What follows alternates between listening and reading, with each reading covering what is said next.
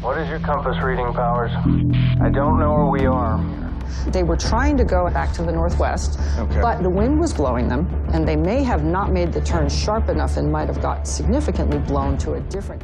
In the annals of aviation mysteries, few have captured the imagination quite like Flight 19, 5 Navy TBM Avenger torpedo bombers that vanished without a trace on December 5, 1945. For 8 decades, this disappearance has fueled speculation about the Bermuda Triangle and supernatural forces at work in our skies and seas. But in 2025, everything changed. Advanced underwater mapping technologies combined with persistent research and a dash of good fortune finally brought closure to one of aviation's most enduring enigmas.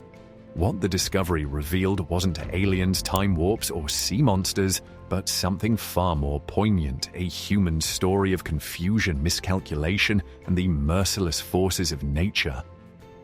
Let's dive into the full story of Flight 19, from mysterious disappearance to remarkable rediscovery.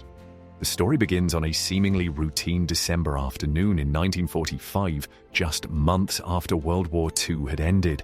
5 TBM Avenger torpedo bombers took off from the Naval Air Station, Fort Lauderdale in Florida at 2:10 p.m. Collectively designated as Flight 19, the mission was straightforward: a practice bombing run followed by navigational exercises, what the Navy called a Navigation Problem Number 1 training flight. Lieutenant Charles Taylor, a veteran pilot with over 2,500 hours of flying experience, led the flight as instructor. His students were Marine Captain Edward Powers, Ensign Joseph Bossy, and Second Lieutenants Forrest Gerber and George Stivers. In total, 14 airmen manned the 5 aircraft, most of them young reservists with promising futures ahead after serving their country during wartime.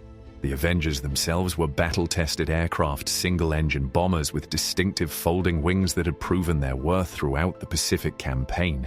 Each plane carried enough fuel for a 5 to 6 hour flight, more than sufficient for the planned 3-hour training mission. They were equipped with radios, compasses, and basic navigational tools. The flight plan was meticulously detailed: east from Fort Lauderdale to Hen and Chicken Shoals to conduct practice bombing runs, then east to Great Stirrup Cay in the Bahamas, north to Great Abaco Island, and finally southwest back to base, a triangular course designed to give the trainees practice in overwater navigation. Nothing about the mission suggested danger. The weather forecast called for moderate to rough seas with scattered showers, but nothing unusual for December in the region. No one could have imagined that these 5 aircraft and their crews would soon become the catalyst for one of aviation's most enduring mysteries. As the planes disappeared into the eastern sky, ground crews expected them back by 5:30 p.m. Had anyone known they would never return, perhaps more attention would have been paid to their departure.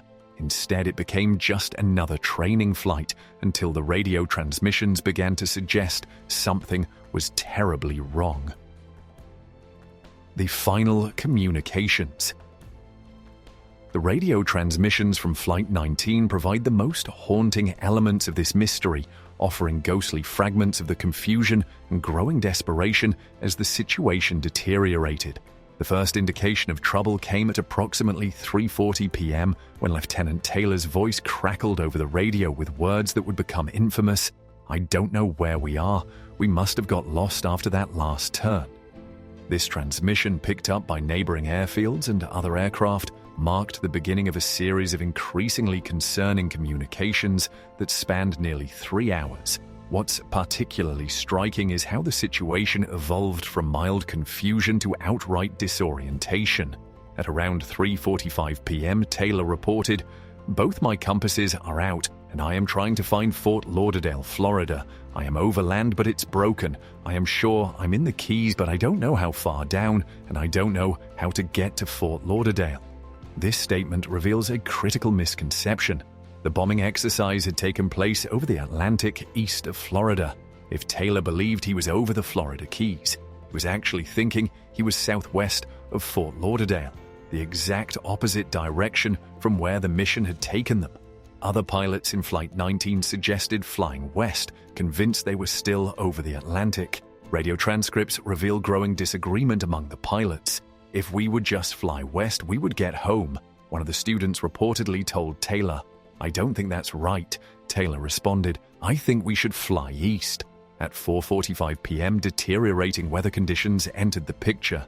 "We're not sure where we are. The weather is getting worse," Taylor reported. Perhaps the most chilling exchange came at 5:50 p.m. "All planes close up tight. We'll have to ditch unless landfall. When the first plane drops below 10 gallons, we all go down together." Fort Lauderdale tower operators and other pilots in the area attempted repeatedly to guide Flight 19, asking them to turn on their emergency transponders to triangulate their position. The last confirmed transmission came at 6:20 p.m. "We're at 2,300 feet. We don't know our position. We think we must be 225 miles northeast of base." After this, only fragments of communication were received, growing increasingly difficult to understand through the static and atmospheric interference. By nightfall, radio contact was lost entirely. The Bermuda Triangle connection. The disappearance of Flight 19 might have remained a tragic but relatively obscure military accident had it not become the cornerstone of one of the most persistent geographical mysteries of the 20th century, the Bermuda Triangle. The term Bermuda Triangle wasn't even coined until 1964, nearly 2 decades after Flight 19 vanished, when writer Vincent Gaddis used it in an article for Argosy magazine titled "The Deadly Bermuda Triangle." Gaddis connected several disappearances within the roughly triangular area bounded by Miami, Bermuda, and Puerto Rico, with Flight 19 serving as his prime example of the region's supposed mysterious properties. The story gained mainstream traction in 1974 with Charles Berlitz's bestseller, The Bermuda Triangle, which sold over 20 million copies worldwide. Berlitz's book presented Flight 19 as evidence of supernatural forces, suggesting that the aircraft had potentially encountered anomalous phenomena that defied explanation, perhaps even alien abduction or interdimensional portals. What made Flight 19 particularly suited to such speculation was the combination of experienced leadership, multiple aircraft disappearing simultaneously, the absence of distress signals indicating mechanical failure, and the complete lack of wreckage despite prompt search efforts. The fact that one of the search aircraft, a PBM Mariner flying boat with 13 crew members, also disappeared that night only added to the mystique. The popular culture machine quickly incorporated Flight 19 into a broader narrative. Television documentaries throughout the 1970s and beyond featured dramatic reenactments of Taylor's confused radio transmissions. Steven Spielberg's 1977 film Close Encounters of the Third Kind even depicted the Flight 19 airmen as having been abducted by aliens, returning unaged decades later. Scientists and skeptics pushed back against the Bermuda Triangle mythology, pointing out that the region experiences heavy maritime and aviation traffic, making a certain number of accidents statistically inevitable. They noted that many mysterious disappearances had perfectly rational explanations when investigated thoroughly, from human error to weather conditions to equipment failure. Despite these rational counter-arguments, Flight 19 remained the unsolvable case, the one that even skeptics struggled to fully explain without resorting to speculation. The complete absence of wreckage in particular kept the door open for those who preferred more exotic explanations. Previous search efforts. The search for Flight 19 began almost immediately after radio contact was lost, initiating what would become one of the largest air and sea rescue operations in U.S. history up to that time. Within hours of the squadron's disappearance, the Navy deployed nearly 300 aircraft and 24 ships to comb an area of more than 250,000 square miles. The initial search focused on the area northeast of Florida and the Bahamas based on the final radio transmissions. Hundreds of trained observers scanned the ocean surface for any sign of wreckage, oil slicks, or life rafts. The effort was complicated by rough seas in the vast search area, but rescuers remained optimistic that with so many aircraft missing, something would be found. The search took a tragic turn when one of the search planes, a PBM Mariner with 13 crewmen aboard, itself disappeared on the night of December 5th. Unlike Flight 19, the fate of this aircraft was eventually determined. A passing merchant ship reported witnessing an explosion in the sky, suggesting the flying boat had experienced a catastrophic fuel tank explosion, a known issue with that aircraft model. After 5 days of intensive searching that yielded not a single piece of definitive wreckage, The official rescue operation was called off on December 10, 1945.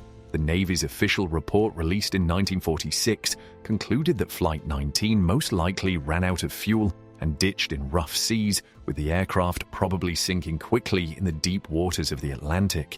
Throughout the 1950s and 1960s, occasional expeditions searched areas where Flight 19 might have gone down, but technology limitations made deep water searches nearly impossible. The 1970s saw renewed interest following Berlitz's book, with several well-funded private expeditions attempting to locate the missing aircraft using more advanced sonar equipment. None succeeded. In 1986, researcher John Meyer identified what he believed was one of the Flight 19 Avengers in the waters off Fort Lauderdale, generating significant media attention. However, Navy experts who examined the wreckage identified it as a different type of aircraft that had crashed years after Flight 19 disappeared. The 1990s brought significant technological improvements in side-scan sonar and underwater robotics. The Discovery Channel funded a major expedition in 1991 that mapped large sections of the seafloor where Flight 19 might have ditched. While several aircraft wrecks were discovered, none matched the configuration of TBM Avengers. Between 2000 and 2020, at least a dozen major expeditions searched for Flight 19, employing increasingly sophisticated underwater drones and mapping technologies. The National Oceanic and Atmospheric Administration, NOAA, conducted mapping operations of the continental shelf that incidentally covered some potential crash sites. Deep-sea exploration companies testing equipment occasionally included Flight 19 search areas in their trial runs. Advanced technologies changing the game. By 2024, a revolution in underwater mapping and exploration technology had fundamentally changed what was possible in deep-sea discovery. These advances would prove crucial to finally locating Flight 19 after nearly 80 years of failed searches. The most significant development came in the form of autonomous underwater vehicles, AUVs, with unprecedented endurance capabilities. Unlike previous generations that required frequent battery recharges and surface communications, the new Poseidon-class AUVs could operate continuously for up to 6 weeks while maintaining detailed mapping operations at depths exceeding 20,000 feet. These vehicles incorporated multi-beam sonar arrays capable of distinguishing objects as small as 10 centimeters across even in total darkness and turbid conditions. Complementing these hardware advances was revolutionary AI-driven pattern recognition software. Earlier search efforts had generated petabytes of sonar data that had been analyzed primarily by human eyes, a process both time-consuming and error-prone. The new Mariana neural network could re-examine this historical data in weeks rather than years, identifying potential aircraft debris patterns that human analysts had missed. Critically, these systems incorporated advanced materials identification capabilities, using acoustic signatures to distinguish between different types of metals and alloys. This allowed the technology to differentiate between natural formations, modern garbage, and the specific aluminum alloys used in World War II-era aircraft construction. Another game-changing technology was the development of seabed-penetrating radar that could see through up to 30 feet of sediment and sand. Previous searches had been limited to identifying objects visible on the ocean floor, but decades of current action and sedimentation had likely buried much of the wreckage. The new technology could detect buried aluminum structures, essentially giving researchers X-ray vision into the seabed. The private sector drove many of these innovations, with deep-sea mining companies developing technologies to identify valuable mineral deposits on the ocean floor. These same technologies proved ideal for archaeological purposes, creating an unexpected synergy between commercial interests and historical research. Ocean current modeling had also advanced significantly. Sophisticated computer simulations could now reverse model how aircraft debris would have dispersed after impact, taking into account 8 decades of well-documented current patterns. This allowed researchers to project where debris might have ultimately settled based on different potential crash locations. Perhaps most importantly, the costs associated with deploying this technology had plummeted. Operations that would have required multi-million-dollar budgets and dedicated research vessels in previous decades could now be conducted for a fraction of the cost, making previously impractical search areas economically viable to explore. The 2025 expedition. The breakthrough expedition that finally located Flight 19 began not with a grand announcement or massive government funding, but with a collaborative effort between multiple organizations united by a shared vision. Led by Dr. Miranda Chen, an oceanographer with expertise in deep-sea exploration, the project brought together an unlikely coalition of partners. The core team included engineers from the Woods Hole Oceanographic Institution, data scientists from MIT's Computer Science and Artificial Intelligence Laboratory, aviation historians from the National Naval Aviation Museum, and technical experts from Blue Origin's Marine Division.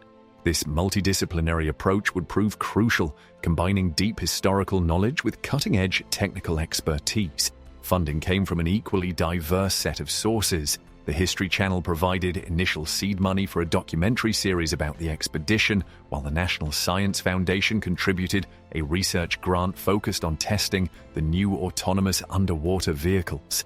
A Kickstarter campaign raised over $3 million from aviation enthusiasts and mystery buffs worldwide, demonstrating the enduring public fascination with Flight 19.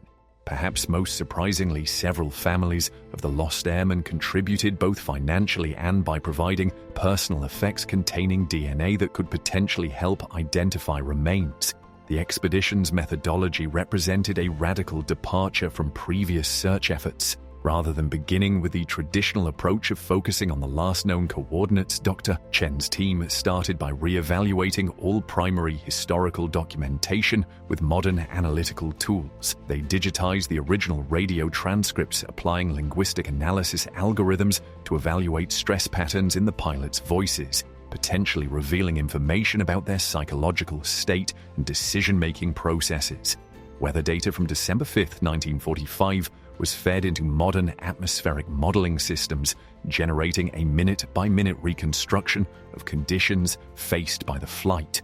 Most importantly, they conducted a comprehensive blank slate analysis of navigational possibilities. If Taylor had misidentified his position as being over the Florida Keys when he was actually east of Florida, what sequence of events and decisions would have followed? The team modeled hundreds of potential flight paths based on different assumptions about the squadron's actions after becoming disoriented. The search itself deployed a fleet of 8 autonomous underwater vehicles operating simultaneously across different areas, coordinating their movements through a mesh network that allowed them to function as a single intelligent system.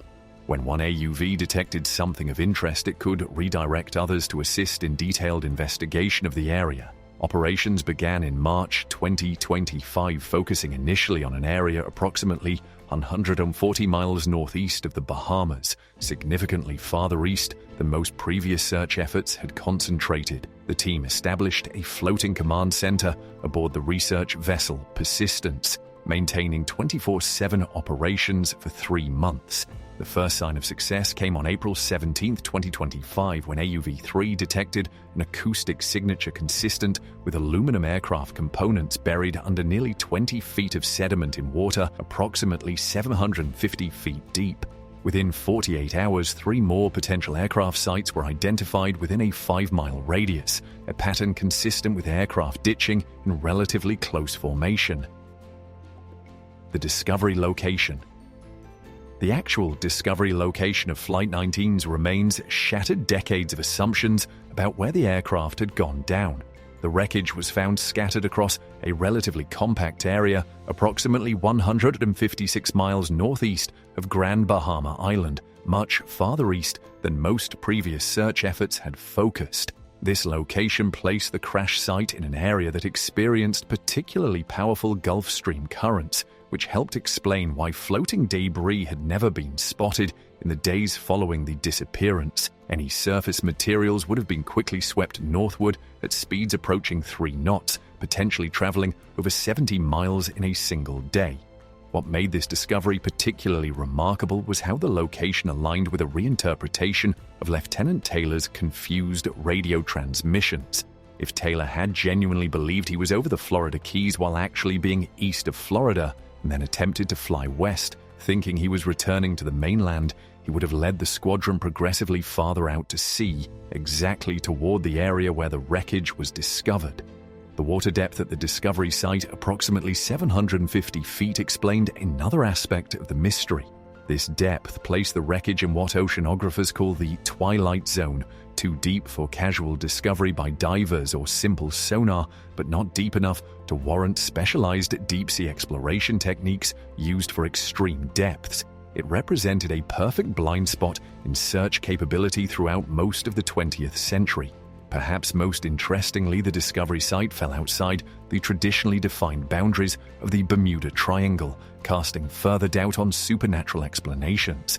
The location placed the crash in an area known for particularly rapid weather changes during winter months, when cold continental air masses can collide with warm tropical air over the Gulf Stream, creating volatile conditions. This timeline matched perfectly with fuel consumption calculations based on the aircraft's known endurance. Personal effects recovered from the wreckage told the human story behind the tragedy. A waterproof watch belonging to Lieutenant Taylor had stopped at 8:23 p.m. A partially preserved logbook contained final entries noting fuel concerns. Dog tags and identification cards provided definitive confirmation of the crew's identities, removing any doubt that these were indeed the missing Flight 19 aircraft. The preservation of certain materials offered unexpected insights. Several aluminum components still contained legible serial numbers that matched the exact aircraft assigned to the training mission. More surprisingly, some organic materials survived in the relatively cold, low-oxygen environment of the crash site. Leather from flight jackets, rubber from oxygen masks, and even fragments of paper documents provided tangible connections to the men who perished. The distribution pattern of the wreckage revealed the squadron's final formation. 4 aircraft appeared to have ditched in a loose line abreast formation, suggesting a coordinated water landing under Taylor's direction. The 5th aircraft, located slightly apart from the others, showed signs of a less controlled landing, possibly indicating that this pilot had separated slightly or perhaps ran out of fuel moments before the others. Particularly poignant was the discovery of an emergency radio transmitter that had been activated but failed to deploy properly from its aircraft. Had it functioned correctly, search teams might have located the squadron within hours of ditching. The device showed signs of attempted manual deployment, suggesting at least one crewman had survived the initial water landing and tried desperately to signal for help. Environmental factors revealed. The 2025 investigation brought modern meteorological analysis to bear on the historical weather data from December 5, 1945, revealing that environmental conditions played a far more significant role in Flight 19's demise than previously understood. By applying advanced weather modeling algorithms to the sparse data available from that era, scientists reconstructed the atmospheric conditions encountered by the doomed squadron with unprecedented precision. The day had begun with relatively mild conditions, scattered clouds at 2,500 feet, visibility of 6 to 10 miles, and moderate seas. However, as the afternoon progressed, a previously undocumented cold front moved through the training area far more rapidly than forecast. This front brought significant cloud cover that lowered to just 800 feet in some areas, creating conditions where the pilots would have struggled to maintain visual references with the ocean's surface. Wind analysis proved particularly revealing. By 4:02 p.m., when confusion about position was already evident in radio transmissions, the squadron was experiencing 30-knot winds from the northeast, significantly stronger than predicted. These winds would have drastically affected dead reckoning navigation, pushing the aircraft southwest at nearly 35 miles per hour, without pilots realizing it if they were relying primarily on compasses rather than visual landmarks. Sea-state reconstruction showed that wave heights increased from 3 to 4 feet at takeoff to 7 to 10 feet by early evening.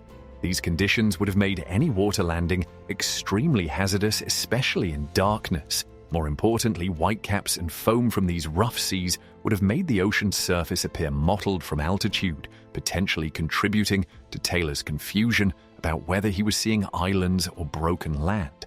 The investigation uncovered another critical environmental factor, a phenomenon known as marine layer inversion. This atmospheric condition causes moisture to be trapped near the ocean's surface, creating a distinct visual boundary that can appear from the air to be a coastline.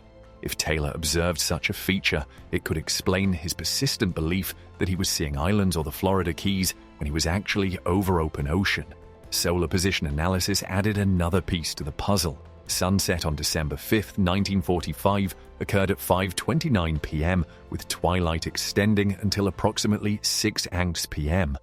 After this time, the pilots would have been flying in near total darkness over open water with no visual references except possibly distant lights that could have been misinterpreted as beacons or settlements. Perhaps most significantly, the investigation revealed an unusual magnetic anomaly present in the region where Flight 19 was operating.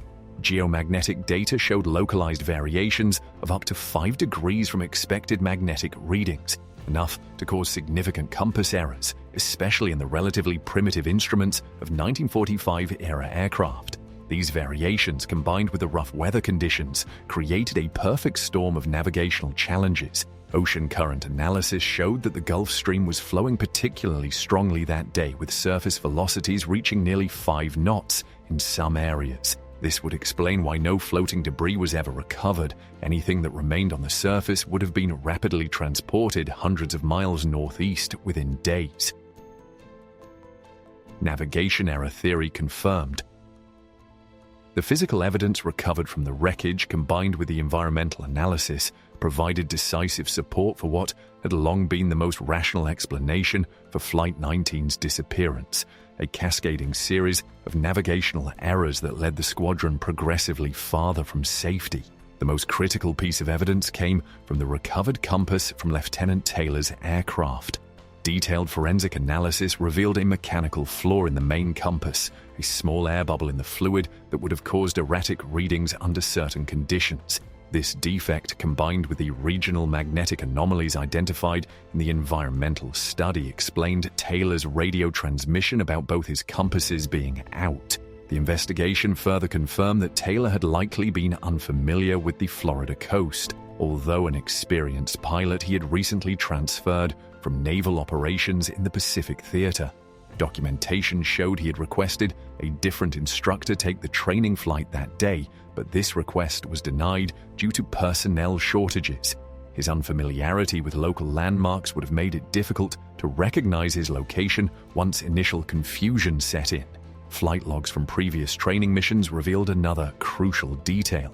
Taylor had become disoriented during 2 earlier flights in the same region, but had managed to correct his course.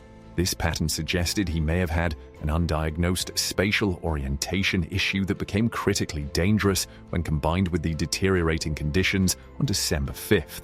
The recovered aircraft instruments provided physical confirmation of the navigation error theory. Heading indicators from 3 of the aircraft showed final settings consistent with an eastward course, directly away from the Florida mainland. This aligned perfectly with Taylor's belief that he was west of Florida and needed to fly east to reach land. Radio transmission logs, reanalyzed with modern linguistic processing, revealed increasing disagreement among the pilots about their location.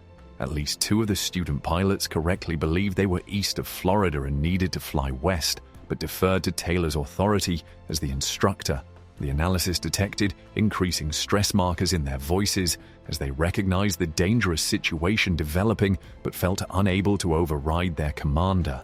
Fuel consumption analysis of the recovered engines confirmed that the squadron had flown for approximately 6 hours, well beyond their planned 3-hour mission.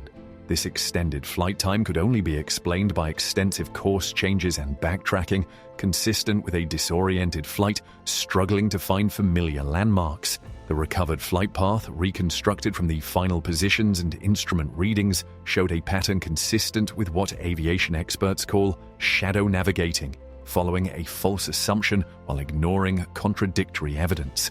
Once Taylor became convinced he was over the Florida Keys, each subsequent decision reinforced this error, leading the squadron progressively farther out to sea.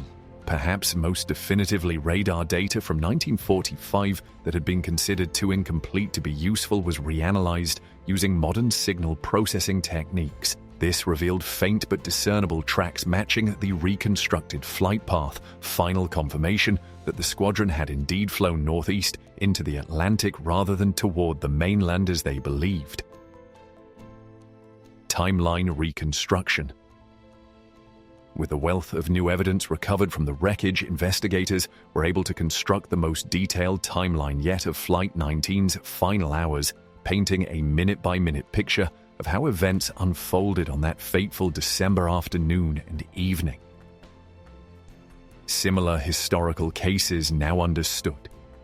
The resolution of the Flight 19 mystery hasn't just closed a chapter on this specific incident, it has provided valuable insights into numerous other aviation disappearances that have remained unexplained for decades. Patterns identified in the Flight 19 investigation are now being applied to re-examine similar cases with surprising results. Consider the 1948 disappearance of the Star Tiger, a British Avro Tudor of 4-passenger aircraft that vanished while flying from the Azores to Bermuda. Like Flight 19, it disappeared in an area associated with the Bermuda Triangle, with no distress call and no wreckage ever recovered. The Flight 19 investigation has prompted researchers to re-examine weather data from the Star Tiger's disappearance, revealing previously unidentified severe turbulence and icing conditions along its route, conditions that could have caused a rapid, catastrophic loss of control without time for a distress call.